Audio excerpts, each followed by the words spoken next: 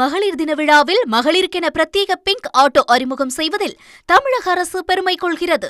தொகுதி மறுவரை விவகாரத்தில் இந்தியா கூட்டணி உறுப்பினர்கள் மட்டுமின்றி ஜனநாயகத்தை காப்பதில் உறுதியாக உள்ள அனைத்து நாடாளுமன்ற உறுப்பினர்களையும் திமுக எம்பிக்கள் ஒருங்கிணைக்க வேண்டும் என முதலமைச்சர் ஸ்டாலின் தெரிவித்துள்ளார்.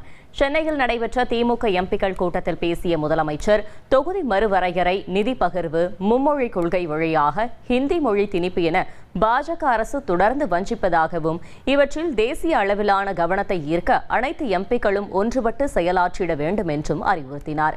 தொகுதி மறுவரையறை என்பது தனிப்பட்ட ஒரு கட்சியின் பிரச்சனை இல்லை, தமிழ்நாட்டின் பிரச்சனை, பல மாநிலங்களின் பிரச்சனை.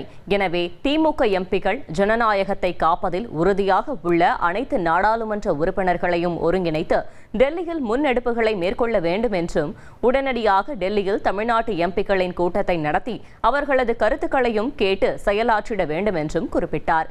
மும்மொழி கொள்கை பிரச்சனையில் ஹிந்தி திணிப்பை தான் நாம் எதிர்க்கிறோம், ஹிந்தி மொழியையோ அந்த மக்களையோ இல்லை. அதனால் ஹிந்தி உட்பட எந்த மொழி குறித்தும் வீண் விமர்சனங்கள் வேண்டாம் என்றும் முதலமைச்சர் ஸ்டாலின் அறிவுறுத்தினார். இருமொழி கொள்கை மூலம் அடைந்திருக்கும் வளர்ச்சியை பாருங்கள் என்று நமது நியாயத்தை புரிந்து கொள்ளும் வகையில் பேச வேண்டும்.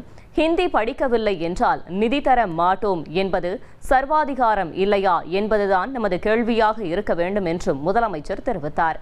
உலக மகளிர் தின விழாவில் மகளிருக்கென பிரத்யேக பிங்க் ஆட்டோ அறிமுகம் செய்வதில் தமிழக அரசு பெருமை கொள்கிறது.